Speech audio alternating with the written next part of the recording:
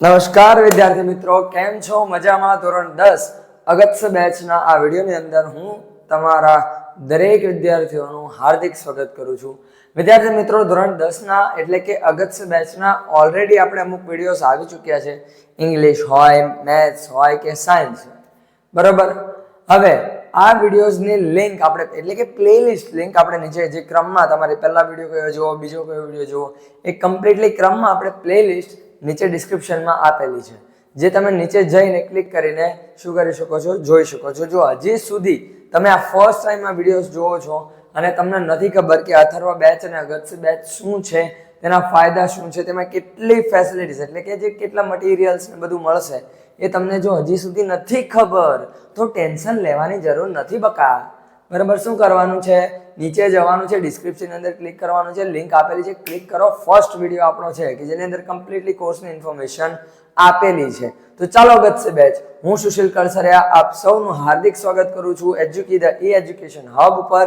અને હવે આપણે જઈ રહ્યા છે આપણો અગેન્સ્ટ ધ ઓડ નો પાર્ટ નંબર 2 તરફ.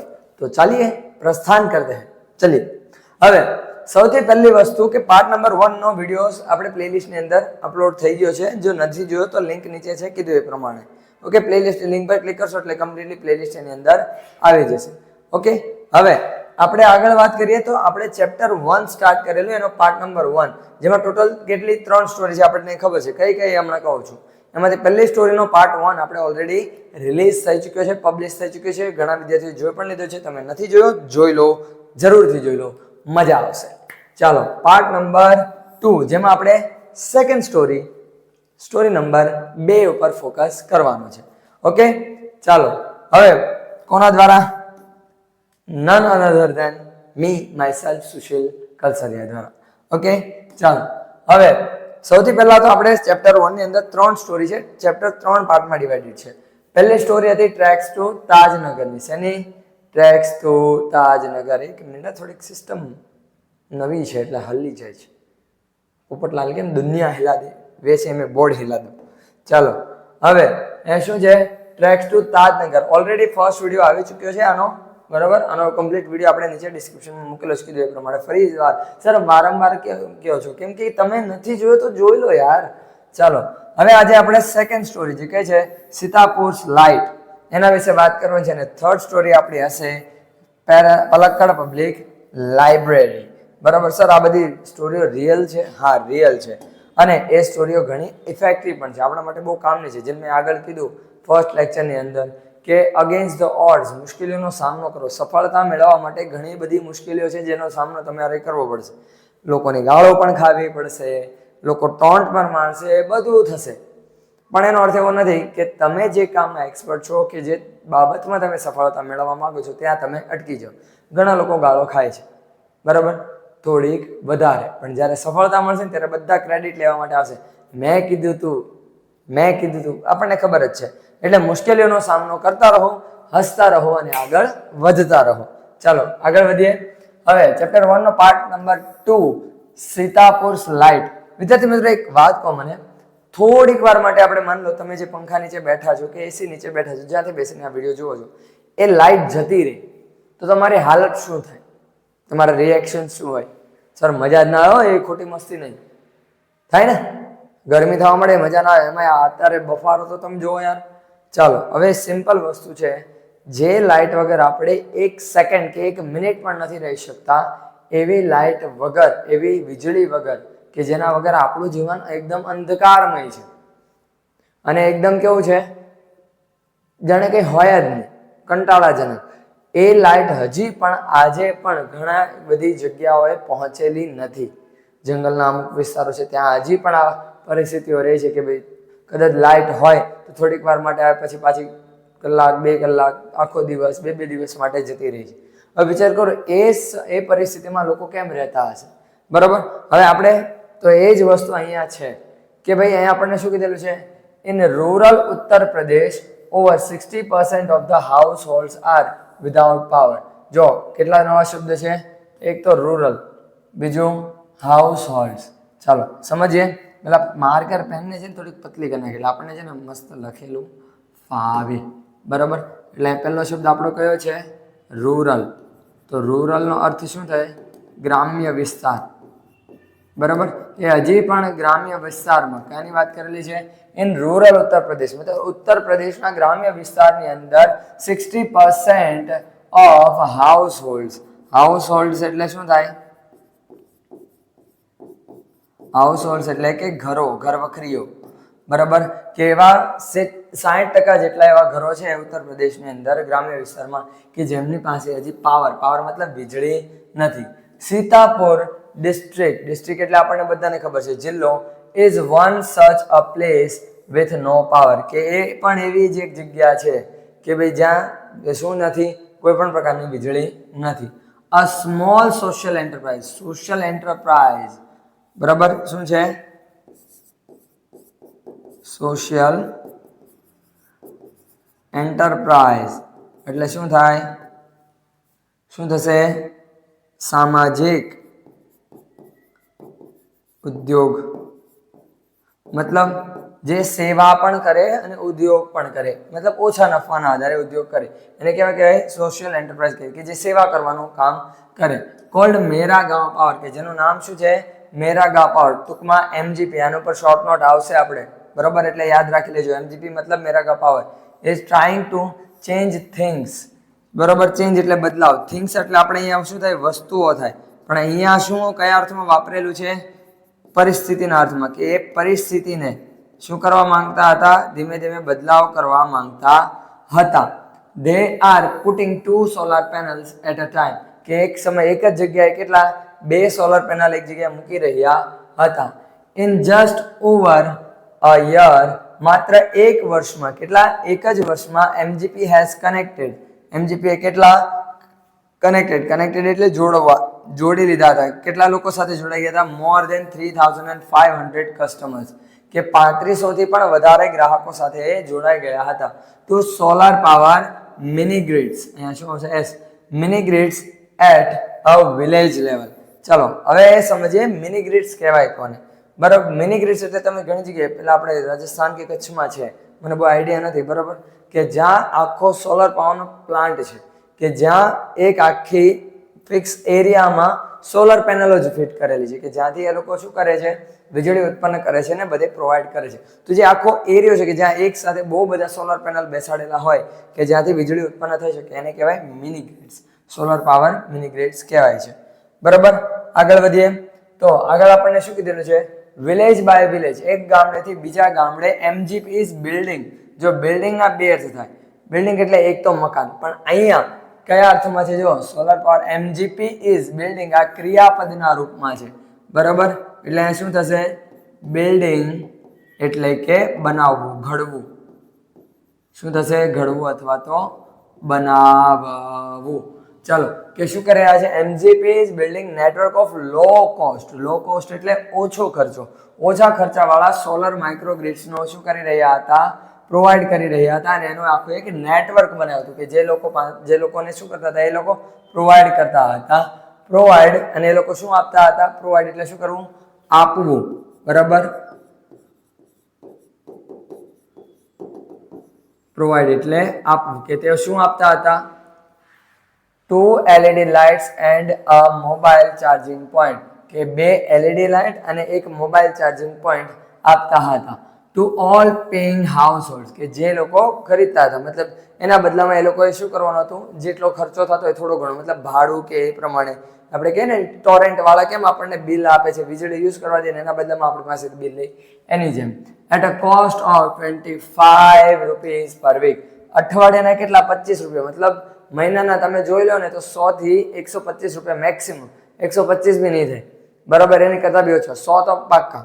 4 અઠવાડિયા આવે ને, 7 ચોક 28 દિવસ પૂરા, બીજા 2 દિવસનું અલગ ગણવાનું.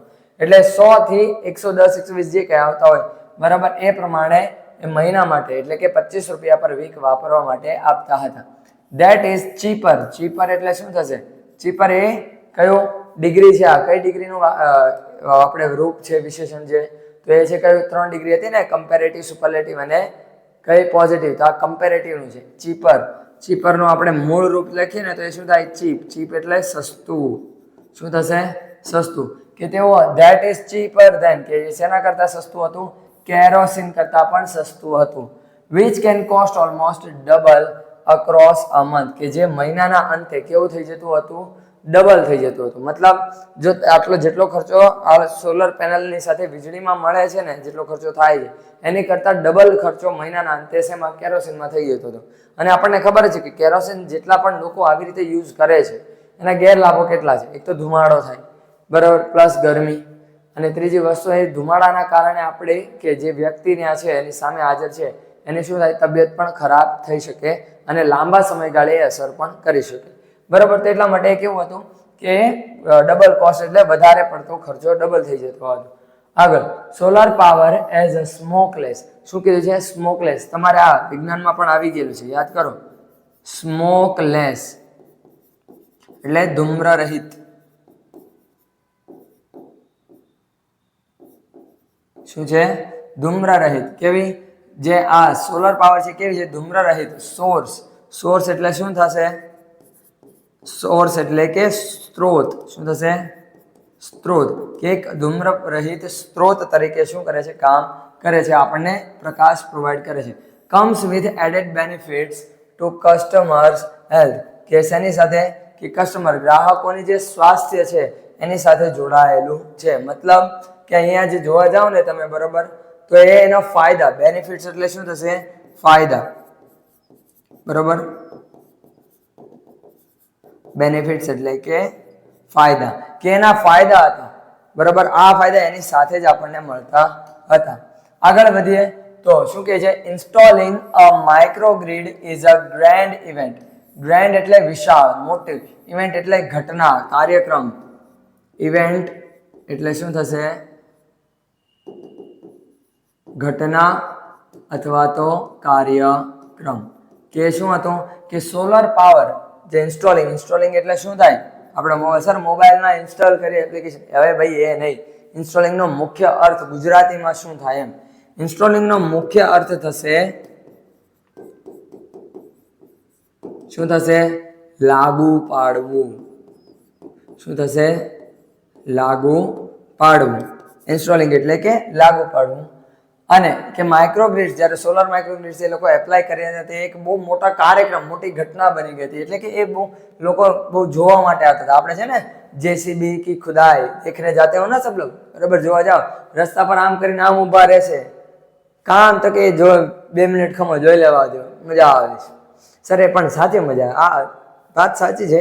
પણ જેમ એ છે એવી જ રીતે શું છે કે લોકો કંઈક નવું થતું ને એટલે જોવા ઉભા રહે. બે વ્યક્તિ શાંતિથી વાત કરતા 4, 5, 10 એક જણા સાથે ઉભા રહ્યા છે ને લોકો આમ કરીને જોતા જશે. બાઇક ચલાવતા છે ને જોતા જશે. કાકા ગાડી ઠોકાઈ જશે, આગળ જોઈને ચલાવો. ચાલો, હવે એ પ્રમાણે શું છે, એક ઘટના બની કે લોકો બધા જોવા માટે બહુ આવતા હતા. In the village and everyone gets involved. Involved એટલે શું થવું? જોડાવું, બરાબર.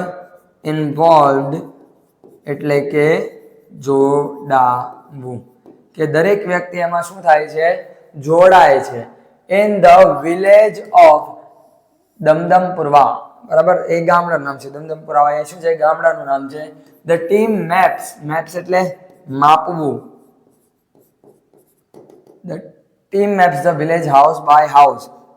એ માપવાના અર્થમાં છે અને બીજો આનો ઘણા અર્થ થાય, બરાબર. માપવું અથવા તો એના જે રસ્તા નક્કી કરવા, જગ્યા નક્કી કરવું પણ આપણે લખી શકીએ કે કઈ વસ્તુ ક્યાં છે, એ અર્થમાં જગ્યા નક્કી કરવાના અર્થમાં આપણે અહીંયા લઈએ. The village house by house, બરાબર, કે એક પછી એક શું કરે છે? એક ઘરેથી બીજા ઘરે શું કરે છે? માપે છે અને જોવે છે. beneath the scorching midday sun. beneath એટલે શું કહે છે? beneath the scorching sun. scorching midday એટલે શું થશે? જો beneath કહું છું 2 મિનિટ, હા. scorching midday sun એટલે કે સળગતું, એકદમ ગરમ બપોરે. મિડ ડે એટલે શું થાય? બપોરે, કે ગરમ બપોરે, ગરમ સૂર્યના તાપમાં, બરાબર. સ્કોર્ચિંગ મિડ ડે સન. beneath એટલે શું થશે? નીચે. એ સમયે, તે સમય. આના 2-3 અર્થ થાય છે, બરાબર. ત્યારે આપણા માટે આ એક શબ્દ મને ખ્યાલ આવે છે કે જેથી કરીને આપણે સમજીએ કે ભાઈ આપણે એમ કહીએ ને આવા તડકામાં તમે આ કામ કરો છો, એવી રીતે beneath, બરાબર. એ સમયે કે જ્યારે સૂર્ય એકદમ શું હોય? સ્કોર્ચિંગ મિડડે સન એટલે કે તપતો હોય ગરમ બપોરે, અથવા તો આપણે એમ કહીએ બીજી રીતે, બરાબર, તો ગરમ સમયમાં, ગરમીમાં, તડકામાં, ગમે તે તમે કહી શકો. ઓકે, હવે આગળ શું કહે છે જુઓ, scorching midday sun, working out where to place each wire so as to connect customer to the power source. હવે શું કહે છે? એ વર્કિંગ, આવા ગરમીમાં, આવા તડકા નીચે, તેઓ સૂર્યના તપતા તાપની નીચે ગરમીમાં શું કરે છે? લોકો કામ કરે છે અને એ જોવે છે, એ નક્કી કરે છે કામ કરતાની સાથે કે કયો વાયર ક્યાં જોડું, કે જેથી કરીને એ શું કરી શકે? જોડી શકે કોને? કસ્ટમરને પાવર સોર્સ સાથે, કે જ્યાંથી એ વીજળી ઉત્પન્ન થાય છે. જો આ લોકો છે ને, બરાબર, ગામડાના છોકરાઓ છે ભાઈ, ત્યાંનો ફોટો નથી, આ જસ્ટ એમનું છે, બરાબર. હવે સમજો બીજી એક વાત કે બીજો ગમે તે છે ને, તમને લાઈફમાં 3 થી 4 પ્રકારના વ્યક્તિઓ મળે દરેક જગ્યાએ, કોઈ પણ પ્રસંગ હોય ને ત્યાં. એક કે જે તમને શું કરશે? કામ કરવામાં મદદ કરશે. તમારે કોઈ કામ કરવાનું છે, કોઈ પણ કામ, તો એ કામ કરવામાં ઇન્વોલ્વ થઈ જશે, તમારી સાથે જોડાઈ જશે, કામ કરવામાં મદદ કરશે તમને. બીજા કે જે તમને માત્ર સલાહ સૂચન આપશે, એટલે ભાઈ આમ નહીં આમ કર, આમ નહીં આમ કર, બરાબર. ત્રીજા કે જે તમને સલાહ સૂચનની સાથે તમારો સહકાર પણ આપશે, તમને મદદ પણ કરશે અને કહેતા પણ જશે કે આ વસ્તુ આમ કરે તો આપણે વધારે બેટર હશે. અને ચોથા કે જેને પોતે કામ કરે ને બીજાને કરવા દે, કે ભાઈ આમાં શું છે, હવે બે નહીં કરી નાખશે એ લોકો. આ 4 પ્રકારના વ્યક્તિઓ તમને જોવા મળે. હવે તમારે ડિસાઈડ કરવાનું છે કે તમારે કયા પ્રકારના વ્યક્તિની સાથે જોડાવો અથવા એની વાત માને. ઓકે, હવે એ તો એટલે તમે સમજદાર છો જ તે. હવે some householders join in while others look on, કે અમુક શું કરી રહ્યા હતા? જોડાણા હતા કામ કરવામાં સાથે, અમુક ખાલી ઉભા રહીને જોતા હતા. Calling out orders or watching the curious. Curious એટલે શું થશે? રસપ્રદ, આતુરતાદાયક. એક મિનિટ, હા,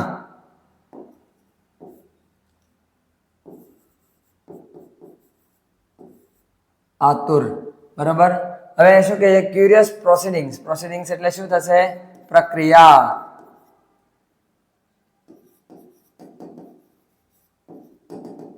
પ્રક્રિયાઓ કે જે આ રસપ્રદ પ્રક્રિયાઓ છે, એ આતુરતાપૂર્વક, આતુરતા વાળી જે પ્રક્રિયાઓ છે, બરાબર, એ શું કરી રહ્યા હતા? Wide eyed. વાઇડ આઈડ એટલે આંખો ફાડી ફાડીને, ખુલ્લી આંખે, બરાબર. વાઇડ આઈડ એટલે કે ખુલ્લી આંખે, બીજો આંખો ફાડી ફાડીને.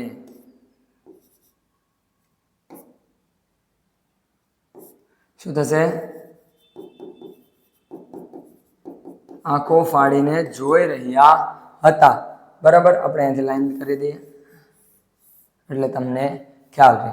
ચાલો આગળ વધીએ. શું કહે છે જો વિદ્યાર્થી મિત્રો, the roof of a sturdy brick walled home in each village is always chosen as the site for the panels and the battery. કે હવે જો સોલર પેનલ છે, બ્રિક વોલ્ડ એટલે શું થાય પહેલા એ સમજો. અહીંયા શું કીધેલું છે? Brick વોલ્ડ home. બ્રિક વોલ્ડ, બ્રિક વોલ્ડ એટલે શું થશે? ઈંટ વાળું મકાન, બરાબર. બ્રિક વોલ્ડ હાઉસ અથવા હોમ એટલે કે ઈંટ વાળું મકાન, કે જે રૂફ ઓફ અ સ્ટર્ડી.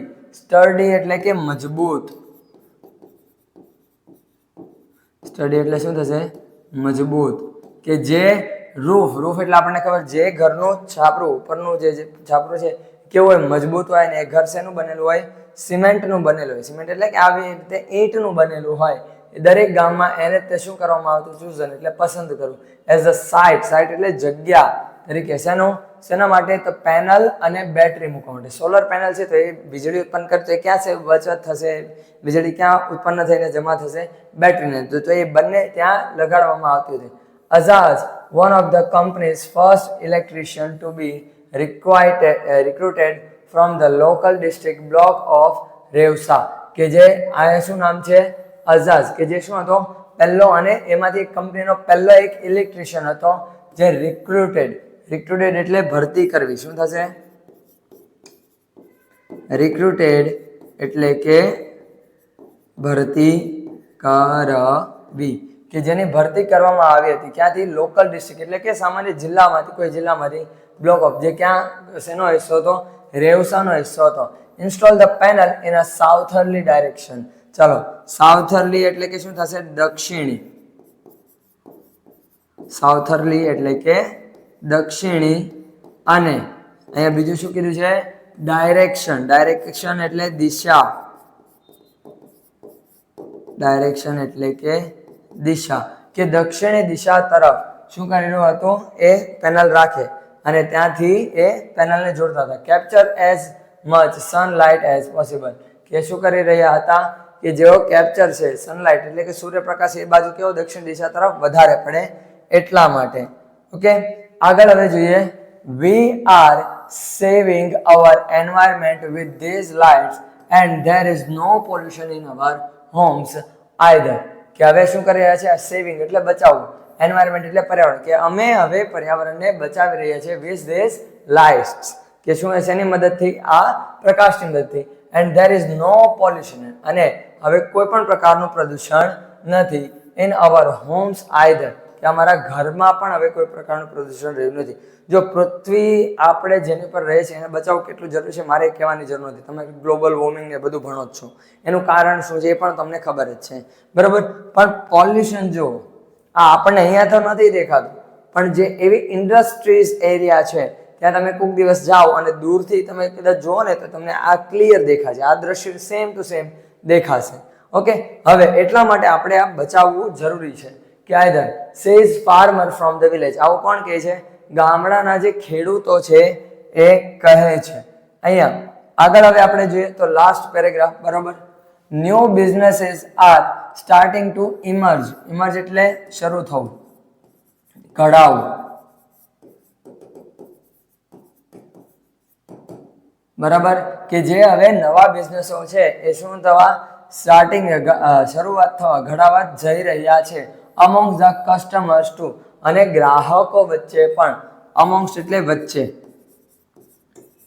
amongst એટલે કે વચ્ચે, ગ્રાહકો વચ્ચે પણ. says another. આવું બીજા લોકો કહે છે.